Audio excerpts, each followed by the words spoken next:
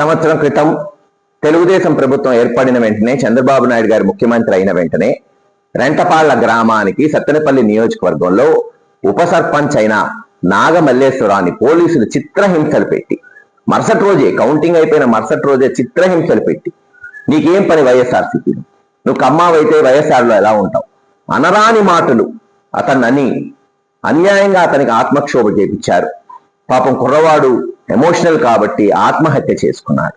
ఆ కుటుంబాన్ని పరామర్శించడానికి జగన్మోహన్ రెడ్డి గారు రేపు సత్తెనపల్లి నియోజకవర్గం రెంటపాళ్ల గ్రామానికి వస్తున్నారు.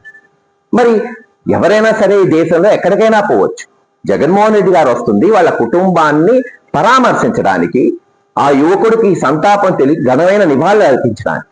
దానికి అనేక ఆంక్షలు ఈ ప్రభుత్వం, పోలీసు వారు, ర్యాలీలు ఉండకూడదంట, మైకులు ఉండకూడదంట, ఎవరు పెట్టట్లేదే. ఎవరికి వాళ్ళు స్వచ్ఛందంగా వైఎస్ఆర్సీపీ నాయకులు, కార్యకర్తలు, జగన్మోహన్ రెడ్డి గారి అభిమానులు ఆయనతో పాటు అక్కడికి పోతారు.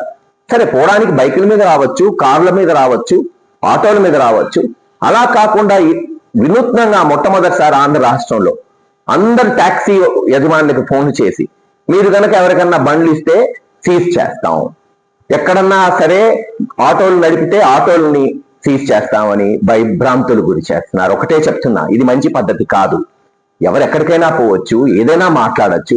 ఎవరం కూడా ఇక్కడ గొడవలు జరిగే పరిస్థితి ఎప్పుడు జగన్మోహన్ రెడ్డి గారు తీసుకురారు. దానికి ఉదాహరణమే మొన్న పోయిన వారం పొదిల్లో 40,000 మంది వచ్చారు పొగాకు రైతుల కొరకు జగన్మోహన్ రెడ్డి గారు వెళ్తే, ఒక్క వెహికల్ పెట్టకుండా.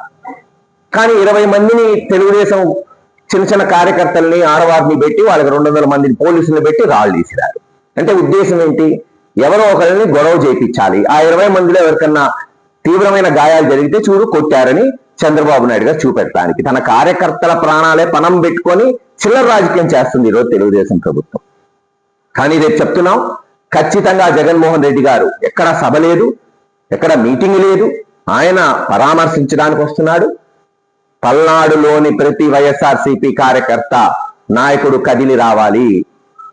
బస్సు మీద వస్తానా, కారు మీద వస్తానా, ఆటోలో వస్తానా, బైక్ మీద వస్తానా, నడుచుకుంటూ వస్తానా, పాక్కుంటూ వస్తానా, ఖచ్చితంగా రేపు 10 గంటలకల్లా సత్తెనపల్లిలో ఉంటాడు మీ కాసు మహేష్ రెడ్డి అని తెలియజేస్తున్నాను. అలాగే ప్రతి కార్యకర్త, నాయకుడు కూడా కదిలి రండి. శాంతియుతంగా మనం జగన్మోహన్ రెడ్డి గారితో పోయి మన తమ్ముడు నాగమల్లేశ్వరరావుకి ఘనమైన నివాళులు అర్పిద్దాం. అమర్ రహే నాగమల్లేశ్వరరావు.